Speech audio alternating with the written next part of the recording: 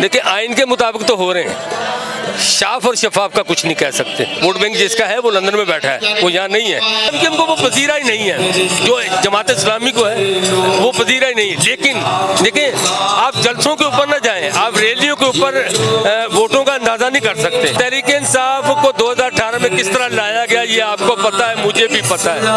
अब तहरीक इंसाफ वही समझ रही है, लेकिन मेरा नहीं ख्याल कि उसे आने दिया जाए। अगर देखें अगर फेयर एंड फ्री इलेक्शन होते हैं तो फिर तहरीक इंसाफ सीटें उठाएगी।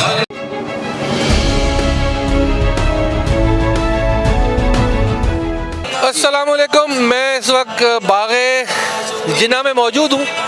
मेरे साथ पाकिस्तान के सीनियर तरीन सहाफ़ी जनाब तलत हुसैन मौजूद है। इनका मकामी न्यूज़ चैनल से ताल्लुक़ है, लेकिन आप गाहे बगाहे इनको हमारे प्लेटफॉर्म से देखते रहते हैं और हम इनसे एक एक्सपर्ट ओपिनियन लेते रहते हैं। अस्सलाम वालेकुम तलत भाई। वालेकुम अस्सलाम। तलत भाई, 8 फरवरी को इलेक्शन हो रहे हैं? बिल्कुल हो रहे हैं इलेक्शन। देखिए कराची में जो 22 कौमी असम्बली की नशस्तें हैं, 47 सूबाई असम्बली की नशस्तें हैं, तो इस दफ़ा बड़ा को मुख्तलिफ है। यहाँ पर जो इलेक्शन है, एक पार्टी का इजाफा भी हुआ है और उसके साथ साथ कुछ पार्टियाँ जो हैं वो इलेक्शन से बाहर भी हैं। तो एक अजीब सा इस वक्त समा जो है वो है। अभी दूसरी तरफ ये भी है कि अब तक ये भी कहा जा रहा है कि हो सकता है इलेक्शन ना भी हो। कोई ऐसी सूरत हाल है कि शायद इलेक्शन ना हो, लेकिन इलेक्शन कमीशन की जानिब से अब जो निशानात हैं वो भी प्रिंट होना शुरू हो गए हैं। दीगर लवाजमात जो है वो भी पूरे हैं। जिन लोगों ने इलेक्शन के दिन ड्यूटी करनी है उनकी ट्रेनिंग जो है उसका आगाज़ भी हो चुका है। तो इस तरह के मामला हैं, लेकिन अभी भी जो है ना हम कंफ्यूज हैं हकीकत में कि इलेक्शन होंगे नहीं होंगे। तो इस तरह की कुछ सूरत हाल है। मेरा यही सवाल थोड़ा नए अंदाज से, क्या इलेक्शन 8 फरवरी 2024 के साफ और शफाफ आइन के मुताबिक हो रहे हैं? देखिए आइन के मुताबिक तो हो रहे हैं, साफ और शफाफ का कुछ नहीं कह सकते। हालात जो हैं वो साफ और शफाफ वाले नहीं हैं। मैं जहाँ खड़ा हूँ ये जमात इस्लामी का इस वक्त आज एक बड़ा शो है, लेकिन आप ये देखें कि हाफिज नईमुर रहमान को देख लें कि 6-7 साल हो गए, कौन सा ऐसा इशू नहीं है कि जिसके ऊपर ये बंदा जो है मैदान में नहीं आया, और कौन से ऐसे लोगों के इश्यूज़ हैं जिसको इसने हल नहीं कराया। और कराची की आवाज़ जो है वो सिर्फ हाफिज नईमुर रहमान है।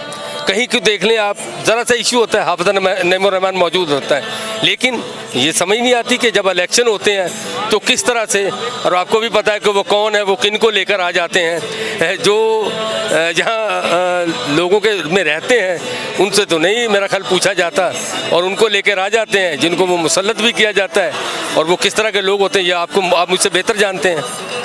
अच्छा, यहाँ पे तलत भाई ये फरमाइए कि पाकिस्तान तहरीक इंसाफ साइड लाइन बल्ला बढ़ गया। अब अवामी जो सेंटिमेंट्स हैं, अवामी सेंटिमेंट्स यकीनन पाकिस्तानी लेवल पे बल्ले और बल्लेबाज के साथ तो हैं। अगर बल्लेबाज के नुमाइंदे आज़ाद हैसियत में आ जाते हैं तो वो लोग उनको एक्सेप्ट कर लेंगे। देखिए उमर भाई, ये आपने जो बात की है ना, मैं इसका जवाब ये दूंगा कि अभी हम इस वक्त यहाँ जो बात कर रहे हैं, और दूसरी तरफ इस वक्त पीटीआई के कारकुनान और पुलिस जो है उनके अंदर एक जंग जारी है। इस वक्त भी 3 तलवार पे जारी है, क्योंकि आज इमरान खान ने कल कहा था लोगों से कि वो खौफ के बुत तोड़ें, घरों से निकलें। तो आज बहुत बड़ी तादाद में कराची के 7 ज़िला से लोग जो हैं वो निकले हैं रैलियों की शक्ल में, और 3 तलवार पहुँचे हैं। जहाँ उनकी मुकामी क़यादत जो है उसने ख़िताब करना था, मुकामी क़यादत का ख़िताब भी चल रहा था, लोग बड़ी तादाद में आ गए थे। फिर उनको मुंतशिर किया जा रहा था वहाँ से, वो फिर पुलिस के साथ मिडबेड हुआ है, फिर पुलिस को आंसू गैस का इस्तेमाल भी करना पड़ा है, और अभी भी इस वक्त भारी पुलिस की नफरी जो है वो 3 तलवार पर इस वक्त मौजूद है कि ये दोबारा कारकुनान जो है इकट्ठे ना हो जाए। लेकिन अगर आप निशान ले लेते हैं, उनको इलेक्शन से बाहर करते हैं, और लोग तो उसी तरह से मौजूद हैं, लोग इलेक्शन भी लड़ेंगे, अगर निशानात तब्दील भी हो गए तो वो मैदान में है और मैदान में वो रहेंगे।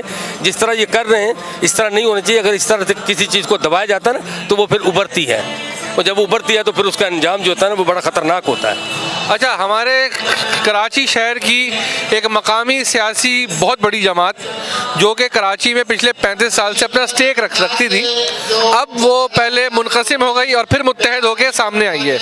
उस जमात को आप 2024 8 फरवरी के इलेक्शन में कहाँ देख रहे हैं? देखिए, जो आपने कहा ना कि एक बहुत बड़ी, कहाँ है बहुत बड़ी, पहले तो ये इसका जवाब तो ये है। अब दोबारा मुत्तहद हो गई शायद। हाँ, मैं नहीं समझता कि बहुत बड़ी है। वो जो बहुत बड़ी थी वो गई, ये अभी ये बहुत बड़ी नहीं है। अच्छा। ये इस वक्त है, लेकिन कहानी ये है कि इनका भी वही वाला, जिस तरह से मैंने आपको कहा है कि अगर वो जिस तरह आज दावे कर रहे हैं वो दावे उनके उस तरह से नहीं होंगे। उनको भी किसी न किसी तरह से नवाजा ही जाएगा। उनके वोट बैंक उस तरह से नहीं कि जिस तरह से वोट बैंक जिसका है वो लंदन में बैठा है, वो यहाँ नहीं है। उसके एक ऐलान के बाद क्या होगा ये भी आपके सामने। अगर उस लंदन वाले ने बाइकआउट कर दिया फिर क्या होगा? नहीं, देखिए, वो बाइकआउट कर नहीं रहा। उसने पीटीआई की तरफ इशारा किया है कि मैं पीटीआई की हिमायत में जाता हूँ। तो बाइकआउट अगर करेगा भी तो साथ उसने ये भी तो कह दिया मैं पीटीआई की हिमायत में जा रहा हूँ, तो वो वोट जो है ना वो तकसीम होगा। ये भी कहा ना मैं अपने आज़ाद उम्मीदवार मार्केट में लेके आ रहा हूँ जो कि लापता है इस वक्त। नहीं, आज़ाद उम्मीदवार उसके आए हैं, उन्होंने कागजात भी जमा कराए हैं, फिर उनके साथ हुआ क्या है ये आपको भी पता है, मुझे भी पता है कि वो किधर चले गए, कहाँ गए हैं। तो रियासत जो है ना वो रियासत है, वो इस तरह से नहीं करने देगी और ना उनको इलेक्शन में आने देगी और ना वो इलेक्शन, मेरा नहीं ख्याल कि जिस तरह से उनके कायद का किरदार है उनको इलेक्शन लड़ना चाहिए, उनको इलेक्शन भी नहीं लड़ने दिया जाना चाहिए।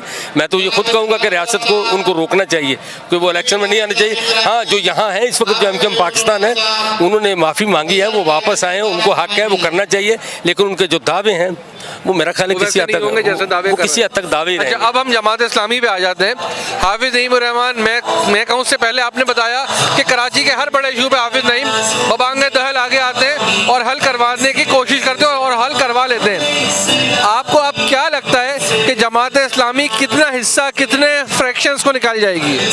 देखिए, ये तो इलेक्शन से पता चलेगा, लेकिन मैं जमात इस्लामी को 4 से 5 सीटें देता हूँ कौमी असम्बली की, और सूबाई की आप 15 तक कर लें, क्योंकि जमात इस्लामी को इसके ऊपर जाने नहीं देंगे और फिर ये उनको भी देनी है। फिर इसी तरह पीपल्स पार्टी की भी है। इस वक्त आप देखें पीपल्स पार्टी जिस तरह से गली मोहल्लों में काम करा रही है तो वो भी सीटें निकालेगी। और साथ साथ फिर इस दफ़ा जो इत्तेहाद हुए हैं, इंतखाबी इत्तेहाद हुए हैं, वो बहुत ज़्यादा हुए हैं। नून लीग का इत्तेहाद है, जमात का है, फिर GDA का है, तो सब ने मिलकर इत्तेहाद भी किया। तो नून लीग भी कुछ सीटें निकालेगी। नून लीग भी कराची से सीटें निकालेगी? जी, नून लीग की सीटें भी हैं, उनकी पक्की सीटें हैं और वो उन्होंने अपनी 2 सीटें तो निकालनी नेशनल असेंबली की, बिल्कुल कौमी असम्बली की 2 सीटें तो उनकी हैं। एक NA 242 की तरफ इशारा है और एक वो जो मलीर वाली सीट है 232, हाँ, वो अब्दुल कादर कलमती है, उनकी सीट जो है वो मेरा ख्याल है कि वो सीट नून लीग की कन्फर्म है, वो भी नून लीग निकालेगी सीट। अच्छा, बकाया जमातों में तकसीम क्या होने जा रही है? बाकी जैसे आप पीपल्स पार्टी देख लें कि 4-5 सीटें, 5-6 सीटें, तो उनकी भी 5 सीटें पीपल्स पार्टी की इस वक्त कौमी टोटल तो 22 सीटें, 5 तो 25 से 25 पूरी कर दी मैंने 2 नून लीग को दे दी हैं, 5 जमात को दे दी हैं, 5 पीपल्स पार्टी को 10 और 10 एमकेएम को दे दी। मैंने 22 पूरी कर दी। आप किसको चाह रहे हैं और देंगे? एमकेएम को 10 सीटें कौमी असेंबली की, मतलब एमकेएम अपना खोया हुआ जो मेयार है उसके आधे हाथ पे भी आ जाएगी। नहीं, देखिए, इनका वो तो है नहीं। वोट बैंक आपके सामने 2018 का इलेक्शन है ना, उसमें देख लें इनको क्या मिला था। तो अब थोड़ा सा ये आप हुए हैं, मेहनत की है, थोड़ा सा निकले हैं और अब थोड़ा सा लोगों ने भी इनकी तरफ वो रिज्यू किया है, तो इतनी सीटें तो इनकी बनती है, इनको देनी भी चाहिए 10 के करीब। तो एमक्यूएम को वो अवामी ताईद जो जमात इस्लामी को हासिल है वो हासिल है? नहीं, एमकेएम को वो पजीरा ही नहीं है, जो जमात इस्लामी को है वो पजीरा ही नहीं है। लेकिन देखिए, आप जलसों के ऊपर ना जाएं, आप रैलियों के ऊपर वोटों का अंदाज़ा नहीं कर सकते, ये याद रखिएगा। ना कोई जलसा कभी किसी की वो आपके वोट का अंदाज़ा करेगा। अगर रैली में बहुत सारे लोग हैं तो आप ये ना कहेंगे पता नहीं जीत ही जाएंगे, या जलसे में बहुत सारे लोग हैं तो पता नहीं जीत ही जाएंगे। ये जलसे रैलियाँ इस चीज़ का फैसला नहीं करते कि किसने जीतना है। एक बात आप शायद बताना नहीं चाह रहे या हम पूछना चाहेंगे कि तहरीक इंसाफ कहाँ खड़ी है फिर? देखिए, तहरीक इंसाफ को 2018 में किस तरह लाया गया ये आपको पता है, मुझे भी पता है। अब तहरीक इंसाफ वही समझ रही है, लेकिन मेरा नहीं ख्याल कि उसे आने दिया जाए। अगर देखें, अगर फेयर एंड फ्री इलेक्शन होते हैं तो फिर तहरीक इंसाफ सीटें उठाएगी, सूबाई असम्बली की उठाएगी। तो मैं भी इसका अंदाज़ा नहीं आपको बता सकता, उसके लिए काफ़ी स्पेस होगा कि वो उठा लेगी। 2018 के इलेक्शन, 2013 के इलेक्शन में हमने देखा लोग लाइनों में लगे हुए, हम जाके पूछते थे वोट किसको देंगे, तो वो यूँ इशारा करते थे, हम समझ नहीं पाते। बाद में पता चला वो बल्ला था। फिर इसी तरह 2018 में तो एक वबा चली है, वो किस तरह चली ये आपको भी पता है। तो ये है जी, मेरे साथ सीनियर रिपोर्टर और एंकर पर्सन तलत हुसैन मौजूद थे। अगर के फ्री एंड फेयर इलेक्शन हो गए तो तमाम जमातों को हिस्सा बतौर जुस्सा दे दिया जाएगा या नवाज दिया जाएगा। यहाँ पे इनका तज्जिया ये है कि MQM पाकिस्तान दोबारा से एक बड़ी सियासी जमात बन के उभरेगी। उसके बाद जमात इस्लामी, पीपल्स पार्टी और दीगर सियासी जमातें भी कराची शहर से अपना अपना हिस्सा लेने में कामयाब हो जाएंगी। अब देखते हैं 8 फरवरी हमसे कुछ बहुत ज़्यादा दूर नहीं, देखते हैं 8 फरवरी को क्या होता है। शुक्रिया।